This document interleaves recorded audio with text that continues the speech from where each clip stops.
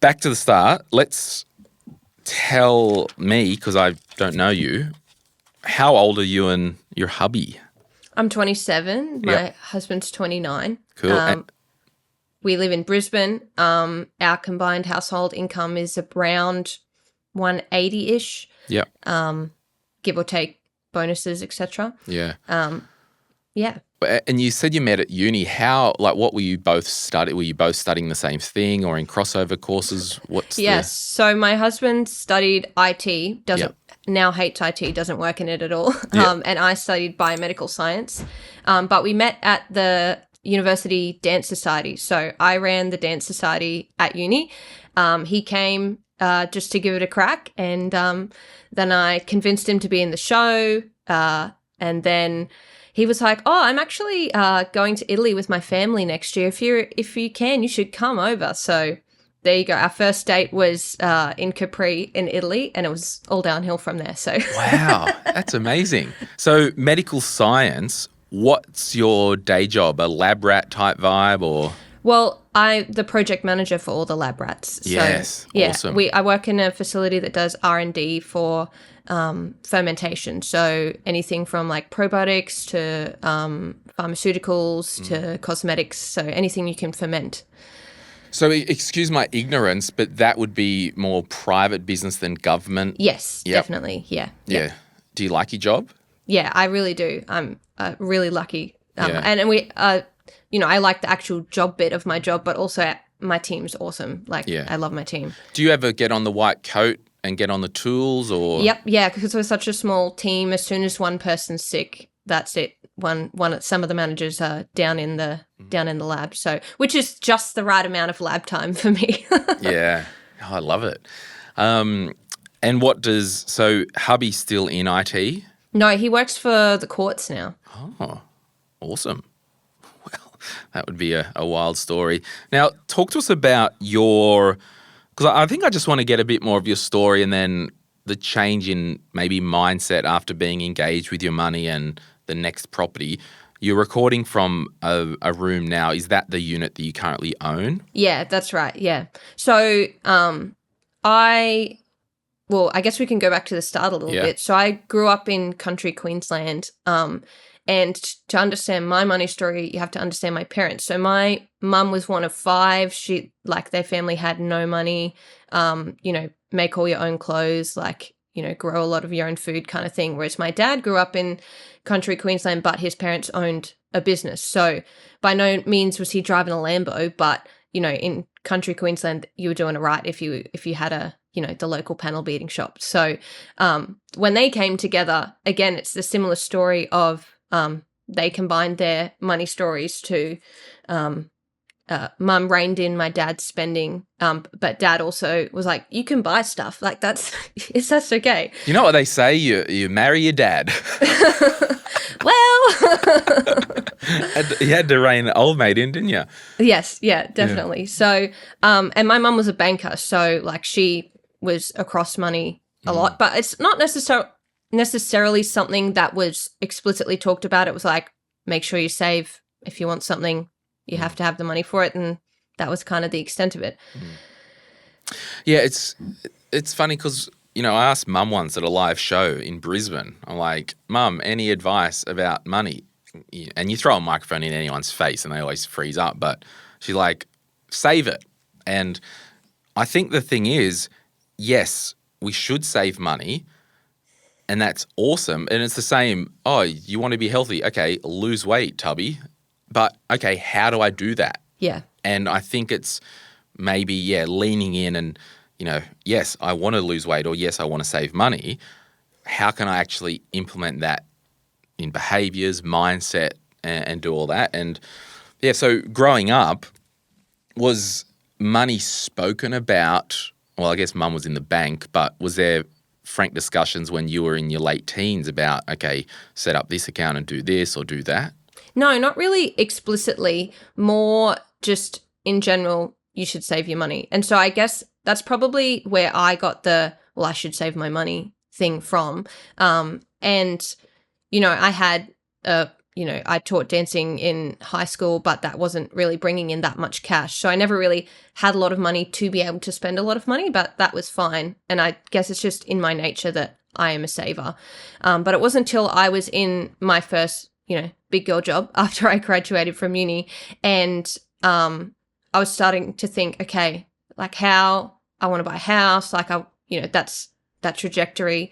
I want to do that. How do I do that? And so one of the girls at work recommended She's on the Money, and then I found, My Millennial Money at the time through that.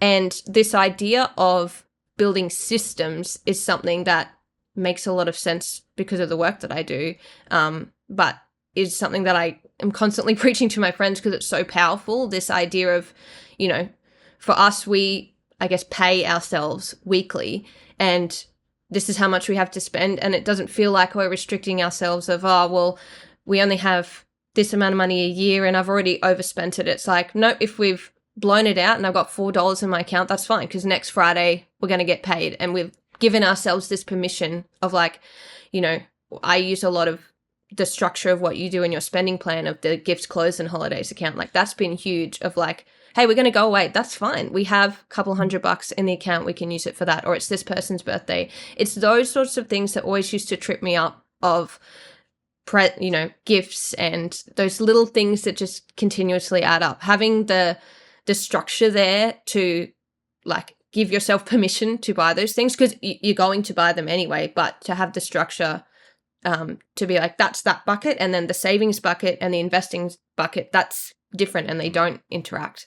Yeah, and I think you touched on a good thing there because, hi, I'm Glenn, I'm a recovering spender. Hi, you're Mel, I'm a saver. The kind of system that I set up was really designed to give me some boundaries, but also to give you permission and to live guilt-free. Because I reckon the spender and saver, as a spender or as a saver, we carry guilt and it manifests in different ways. So Absolutely. A spender spends money, I feel guilty for spending that. Oh, I should save. Well, that could be irrational. But if the spender, did I say saver? Yeah. So the saver spends money and they feel guilty. The spender spends money. They also feel guilty because, I probably spent too much and I don't know if I could have saved that. That could be a bit more towards whatever this goal is. Yeah. And a lot of us spenders, we spend with and we carry around the spending, but also the regret. And often it comes with overspending. But both of those roads lead to that feeling guilty. Yeah. And I guess the regret from a saver is more the FOMO side of things of like, I'm young. Should I've, saved all that money and, done that? But I feel like because I've been so deliberate with what I want to do, like it's not like we don't do anything fun. We just travel. That's what we do with our money. Or we have purchased this house instead of, we don't really go out to brunch or dinner or whatever. But I know that's something that other people value a lot, and that's, and that's fine. Yeah, and I think that's it. It's like have a system on balance. Don't spend more than what you earn. Try and save some money, but also buy whatever you want as long as it's in line with what you value and there is some guardrails. Like you really can't wreck it, I don't think. Yeah, absolutely. Yeah. Don't get into debt. That's, bad debt. Yeah. So the unit that you're in, did you both buy that or did you have that? No, we both bought that. So we weren't even married at the time. In fact, I was going to go in on my own, but because we were living together anyway, his income, he was sort of a dependent almost. So I was like, well, you may as well be on the mortgage. You're going to pay for it anyway. So I knew I was going to marry him. So it didn't really bother me that much. But got a BFA, did all the right things at the time. Right. Yeah. So at the moment, what's the mortgage-ish on that unit? So we bought it for $410 in 2021. There's about $350 remaining on it. Yeah. And what was it? What would it be worth now? $6 or something? Yeah, $650. It's quite silly. Yeah. It's just crazy. Yeah. And the new place that you bought, when does that settle? In September. Right. So, and what was that? Is it a freehold house? Yes. So with that's the downstairs granny flat. Yeah, exactly. Yeah. So and we bought that for $1,052,000. Yeah, so, nice. This sort of $1 million threshold is such a psychological barrier. It's quite interesting. Also a monetary barrier. To keep this, we couldn't borrow that much money, which is where my auntie comes into it. But yeah, it's quite interesting, this idea of like, oh my God, do I want a $1 million house? Do I want a mortgage that's that big? Yeah. So are there plans to offload that unit and put onto your mortgage? No, hopefully we can keep it, but having it means the flexibility of if crap hits the fan, we can sell it and do that. Yeah. The intention is hopefully because my auntie lives overseas at the moment, she lives in the UK, which is, again, shout out to the mortgage brokers, has made the whole mortgage conversation very complicated. And I'm so glad we've had a mortgage broker to do it, because expat lending is wild. But yeah, hopefully we can stay here until we have hopefully a few kiddos, if we can. Stay in the new place or in the unit. Okay, because cool. the mortgage is smaller. We'll rent out the other one for now. So the new ones are pretty much a complete dual lock. Is that what we're saying?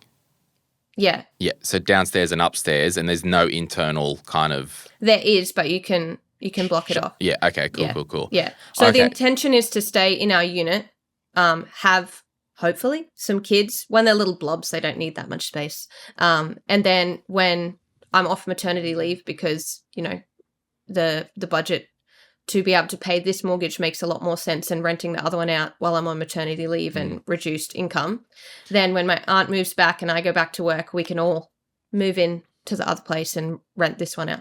That's the dream anyway. I love, this is just, little Glen talking here, but it's funny, my aunts, and particularly Aunt Kay, who is my godmother, she's like, to me, my mum, like same. And I just love when people like, it's so random. My aunt, where usually my mum or my dad, and I just think there's a special relationship there, and I just think it's really nice that you've got a win-win situation. Yeah, well, it's funny. It's just like this whole gratitude thread between us. Like, we're so grateful to her that she was willing to, she put in a huge part of the deposit to be able to do it. And she's so grateful to us because she would never be able to afford, something like this on her own. So yeah, it's just a big gratitude circle. But yeah, my mum, a big part of my story is my mum passed away from pancreatic cancer when I was 18. Oh, gosh. And this auntie, she lived in Brisbane at the time, and so we got really close because it was her sister. So, that was a really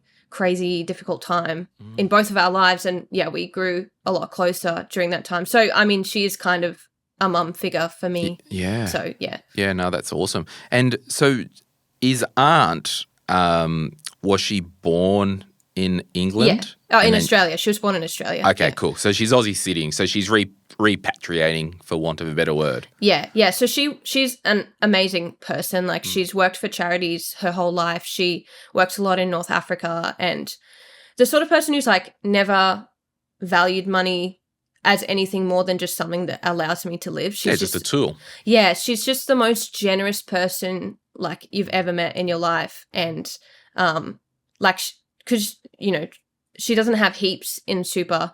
I actually went back through the email and realized that when I was in high school, her and my parents bought an investment property together. And this goes back to, right now, like, you can buy any property and it's going to go up, it feels like. Oh, yeah. But they bought a property, a little unit in Brisbane, just in case she ever needed to move back to Australia. Wow. And it did nothing, absolutely nothing for 10 to 15 years, you know? And so when my mum passed away, things happened. My dad bought her out so that she could have a bit of money to put into a super. And in the last 3 years, it's like more than doubled in value, which, like, we all need to remember the unit that dad still owns. It's more than doubled in value. Yep. So it's just one of those things that right now it feels like you can't go wrong with property. But like, they sat on that unit for years and years and years, and it didn't do anything in terms of growth. Yeah. Yeah. So what kind of percentage, like, is Aunt doing? Is it a 70-30 deal or 50-50 on that property? In terms of like it's going to be split evenly between all of us, so 30-30-30. Right. So you, husband and Aunt. Yeah. And obviously, maybe not obviously, I would imagine it's tenants in common. It's joint tenants, actually. Joint tenants. Okay, Yeah. cool. So Yeah. if, for example, your husband, got hit by a bus, the proverbial bus, his 33 will go to you and your aunt. Yes, that's right. Yeah. Yeah. Okay, cool. And there's no right or wrong in these situations. That's why I'm like, yeah, there's a story here and I want to kind of, double click on it and learn a bit more. And so aunt is coming back to Australia.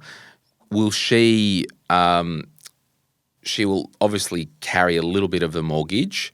You guys put some money in as well. So how much have you got left in savings? Did it wipe you out or were you? Yeah, there's a lot in there that even we dipped into our emergency fund to make it happen. Yeah. So yes, we will be not doing a lot for a while we build that back up. And I guess I should flag here that my privilege is the strength of my family and the strength of the people I have around me, in that I know I'm never going to be homeless. I have so many great people in my life that if things went really wrong, they would put me up in a heartbeat and, vice versa. So I think you can't discount that, if something bad really happened, I could call my dad and he'd be like, it's fine. We'll sort it. We're not going to let anything really bad happen to you. So I don't know. I think that sometimes we don't think about those sorts of things and how that impacts your risk tolerance. It's a lot. This mortgage is a lot of money, but I know that worst comes to worst, we could sell this unit. Worst comes to worst, there are things that we can do. Whereas my aunt comes from my mum's family that didn't grow up with a lot of money. So she's sort of like, oh my gosh, this is a lot. And so we've been working through that together to make sure everyone's really comfortable in what we're doing. Yeah. Did you buy it? Is it kind of near where you are now within Brisbane? Yeah. Okay. That's cool. Yeah. And did you look for it yourselves or get a buyer's advocate, or how did that come about? Yeah. So we have been looking for probably a year and a half, 2 years. I'm on every real estate agent's list, every phone call. Have you seen this one? Yeah, 2 of your friends already told me about it. Yeah. So, yeah, and it's quite funny. We'd basically written it off and said, you know what, we can raise kids in this apartment. We'll sort it out after that happens. It's going to be fine. And then this came up, which was just the absolute perfect thing. It was already, the granny flat was built in underneath.